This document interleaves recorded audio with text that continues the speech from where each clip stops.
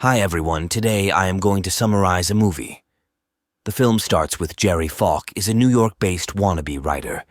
She hopes to write a novel and spends many afternoons at the park with David Dobel, is a failing artist who serves as Jerry's mentor.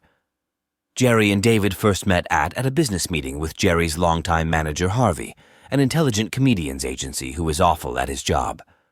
Jerry and David become fast friends after meeting because they have similar interests. Aspiring comedy writers looking to get into the industry. They start to have long conversations about life and work. Jerry acknowledges that he has difficulty saying goodbye to people. Despite his intention to fire his ineffective manager, he's still working with him. David also recalls his visit to after his girlfriend broke up with him. He sought the help of a psychotherapist. There, as they say, Jerry admits to having a girlfriend and raves about how beautiful she is. Before saying their goodbyes, they both pledge to meet again. Then David remembers being in a cab years ago. He was spilling his guts out about many serious philosophical themes, much like Jerry. "You know it's like anything else," the cab driver said, and this comment remained with David. Throughout Jerry's narration, David maintains his day job as a public school teacher because I'm too terrified of not being able to create comedy full-time. That night, Jerry has a date with his girlfriend Amanda. Someone is running late for their wedding anniversary meal. When Amanda arrives, however, she laments about how her audition was a disaster. Then she admits to having already eaten. They both agree to return home after Jerry ends up eating a sandwich for supper as a result of their arguing. But that's hardly the only blunder. Amanda informs him that her mother is moving in with them following her divorce from her lover. Then his supervisor calls him suddenly to tell him that one of his clients is dissatisfied with his job.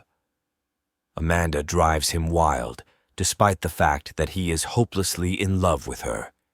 Jerry recounts the first time he fell in love. "I'm in love with her." Jerry and his then-girlfriend Brooke were walking around when they noticed Jerry's Bob's pal and Amanda, his girlfriend. Jerry is so captivated with Amanda that he is continually on the lookout for her. They have certain things in common.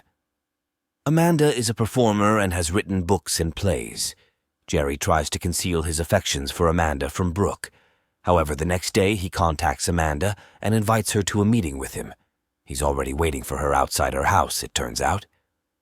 Amanda coerces Jerry into revealing his affections for her while they spend time together.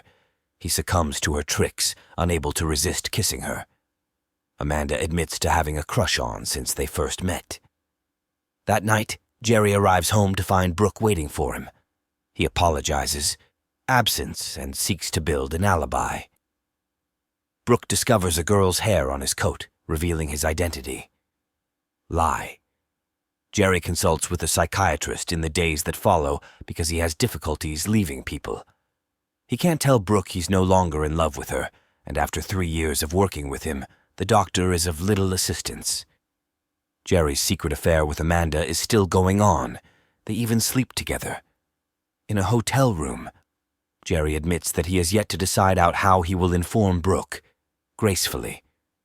Amanda states she has already told Bob, without naming Jerry by name. Brooke finally finds her boyfriend's infidelity and rejects him. At the moment, Amanda notices her lover looking off into space. When challenged, Jerry claims that remembers their first date and how they spread love everywhere. He is excited about the possibilities. He starts kissing and touching her. Amanda abruptly withdraws. Jerry is dissatisfied because they haven't seen each other in 6 months. Amanda then encourages him to have sexual relations with other women, until he tells her about it. Jerry finds the idea ridiculous and refuses to participate. Jerry confides in David about his relationship troubles after a few days. David instructs him to take Amanda's suggestion. They attend a stand-up comedy event in a pub. As they go away, David inquires whether Jerry overheard an anti-Semitic remark directed at them. When Jerry asserts that David points out that he didn't hear anything because he was engrossed with the physically beautiful girls running about. Then he cautions Jerry to be cautious since people are biased. When times are tough. When Jerry gets home, he thanks David on his deep understanding of the subject. many themes including music and poetry. Paula, Amanda's mother, appears. Paula, who is attempting to get back on her feet after a breakup, assures her daughter that with Jerry's aid, she will some tracks have been put together for a nightclub performance. Despite Amanda's entreaties, Jerry remains apprehensive. Paula disregards all of this because he is already working on a novel.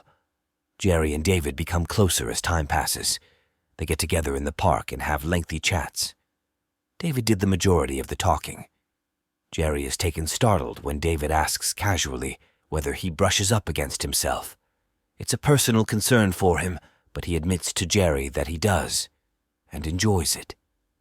David then argues that he inquired because he feels he should learn to rely only on himself, on his own. David asks Jerry whether he possesses a pistol before Jerry can absorb what he has said, insisting on having one for self-defense. David drives Jerry to New Jersey, explaining his situation. Jerry doesn't possess a weapon, so I got one for him a few weeks ago. David then transports Jerry to a military surplus store and begins assembling an ultimate survival kit for Jerry. Jerry now believes that the intelligent man he once believed was insane. Jerry is shown how to by David. At his residence, use the gun. When Amanda walks in and gasps, he's practicing his aim, the presence of lethal weapons in their house. Jerry desperately tries to convey that the rifles are not real, for protection. The more he talks, however, the more bewildered Amanda gets. As the stress mounts, David intervenes to clarify the situation. Amanda is deafeningly the weaponry in total. Everything becomes much more crazy when Paula enters. This time around, Jerry refuses to take grip of the weapon and begs Paula to intercede. But she dismisses him. I'm asking David for help relocating a piano. The little environment seems crowded, cluttered, and loud. It seats 4 persons. Harvey calls to inquire about Jerry's availability for an upcoming event, meeting during the mayhem. Jerry persuades Amanda to stay in a hotel later that night, after supper, rather than coming home. Amanda rejects the idea but is forced to accept it. Irritated, she starts petty confrontations with him now that she's been forced to remain in a hotel room. He makes an attempt to lighten the atmosphere, but Amanda suddenly has problems breathing and develops extreme nausea. She insists on seeing a doctor. Jerry is envious of the doctor in the hospital, who likes he was looking at his lover and stroking her chest. Amanda also doesn't appear concerned by this. Jerry then enters treatment, but his doctor warns him that if he doesn't get rid of the pistol, he will die. He won't be able to continue the investigation. Jerry encounters his pal Bill outside the restaurant, where he's supposed to meet his manager. When Bill discovers this, he observes that no one understands. Why does Jerry not dismiss Harvey since he is seen as a joke? Jerry says he'll think about it. Harvey. When they meet, Jerry is given a new contract because their current one is about to expire. Harvey desires to prolong his loan client's contract for 7 years rather than 3.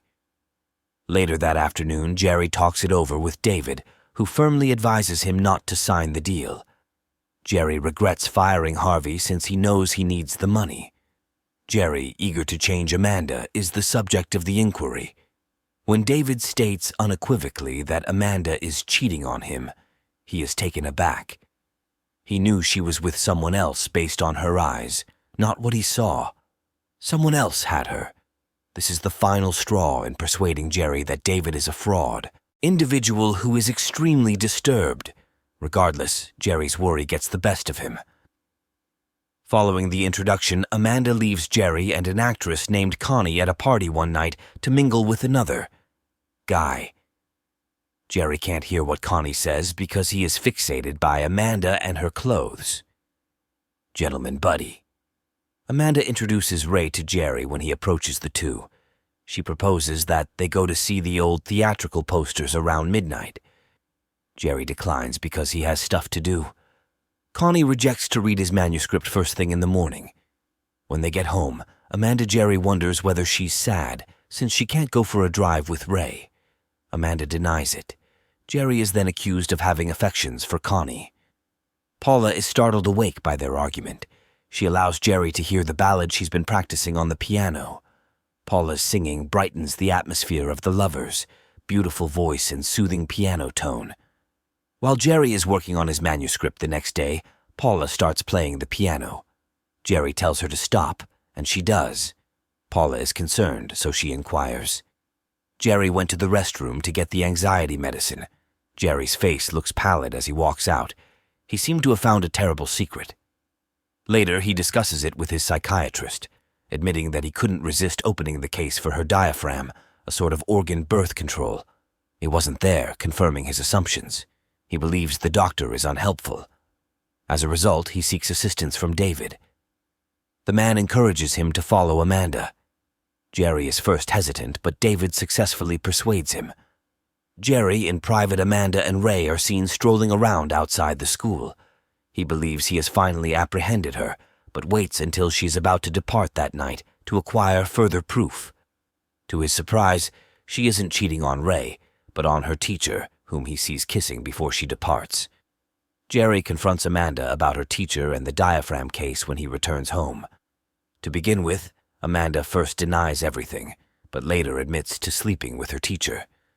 She goes on to say that Jerry still loves her, but she wants to know if she can still be excited and enthusiastic about lovemaking, and she is capable. Amanda claims that she was scared that something was wrong with her since Jerry, didn't pique my interest. She persuades him that she did it for both of them and asks him to forgive her. Jerry should not abandon her. The next day, Jerry talks with David, who claims he doesn't trust Amanda. David recommends that he get rid of the people who are taking advantage of him, such as Amanda and Harvey. He assures him that there is nothing wrong with being terrified and that it is normal for individuals to experience fear afraid. Jerry, on the other hand, is scared of being alone. Soon after, while traveling, David informs he told him about a job possibility in California, writing for television comedy shows. Jerry is encouraged to join him. Jerry, on the other hand, is preoccupied with Amanda. Then another car drives into the parking area just as David is about to park. David responds, but the two muscled males are too big for him, so he drives away in dissatisfaction. Jerry bothers David for defying those guys. He claims that it may have put their lives in jeopardy. But David instantly reverses his car and returns to the parking lot. He takes a tool from his toolbox. The back seat comes over to the parked car, breaks the windows, and speeds away before the cops arrive. Owners take note. Jerry recounts that night, while working on his manuscript, that while he is certain that David admires him because he refused to accept the injustice that had been done to them, he realizes that, unlike him, there will always be those who oppose him. Leaving Amanda and beginning California, on the other hand, is both enticing and thrilling. But he's terrified. He remembers Amanda proposing a break from their relationship. Jerry attempted to make a suggestion. Compromise, but she had already made her decision to depart. Jerry dated another female during their time apart, but all he could think about was Amanda, whom he envisioned himself with on his dates. Then Amanda reappeared as if nothing had occurred a few weeks later, just as abruptly as she had left. Amanda claims she's returned because, despite having sex with another man, all she can think about is him. Jerry is his name. Jerry relents, and they kiss that night. His recollections of the past are shattered. Paula comes, accompanied by her boyfriend, Ralph. They started snorting something deadly. Amanda scolds her mother for being so loud when she knows she won't be able to sleep. Paula advises Amanda to make advantage of Jerry, attempts to stop her from using the illicit substance. Amanda concurs with Ryan when he says it may help you feel better about yourself, according to the author. Amanda later denies it while they're in bed. She has affections for her mother's lover. Jerry is skeptical since she appears to know. Ralph is far too important. The next day, when chatting with David, Jerry defends Amanda's conduct. I blame myself for being strict and rigorous. When David discovers Jerry with his signed contract, He takes it, rips it up, and informs Jerry that he will no longer be there. I'm collaborating with Harvey. Later, Jerry and Harvey meet in a restaurant, with David watching them, without the knowledge of Harvey. Jerry attempts to gently inform his management that he will not be returning. He is renewing his contract. Harvey, on the other hand, overreacts, causing a fuss until he passes out. Out. Jerry feels agitated and hates himself for having listened to David. Jerry goes on a walk around the neighborhood. He went to town to collect his thoughts before returning home. Amanda arrives home with Connie, who assists her prepare the meal. Jerry likes dining with them, but when he's alone in the kitchen with Connie, he finds it difficult. He is driven to touch her. He feels it is time for him to gather his belongings and travel to California. David is with me. Jerry sees his psychiatrist one more time for help on the problem. Though the doctor is once again ineffective, just redirecting the question back to Jerry. David is overjoyed. When he hears of Jerry's decision, he immediately resigns from his teaching post. Finally, he had a conversation with Amanda. Amanda discloses to him that she has found someone and desires to move out before the end of the semester. He can inform her of the news. Jerry is taken aback, and while she admits to having an affair, he's dismissed it before. He ultimately tells Amanda that he will be moving to Amanda, is delighted that he has relocated to California to pursue a new job. David meets with Jerry later that day to let him know he won't be able to fly to California. Jerry is taken aback by the sudden plan rescheduling. In an unexpected turn of events, David discloses that a furious dispute he had with the previous night prompted him to shoot the individual. Finally, Jerry gathers his bags and travels, for David is missing from California. While in the cab, he notices Amanda with the same doctor that treated him. She is in the hospital. It appears that his intuition regarding the nature of their relationship was correct. In the end, the cab driver interrupts his serious thoughts by asking what happened to him. Jerry responds that he is thinking about how strange life is and how full of surprises it is. Unfathomable mysteries. Well, you know, it's like anything else, says the cab driver. Thank you for watching. Don't forget like, comment, subscribe for more videos like this. Turn on the notifications and leave a like to help the channel out. And I look forward to seeing you in the next video.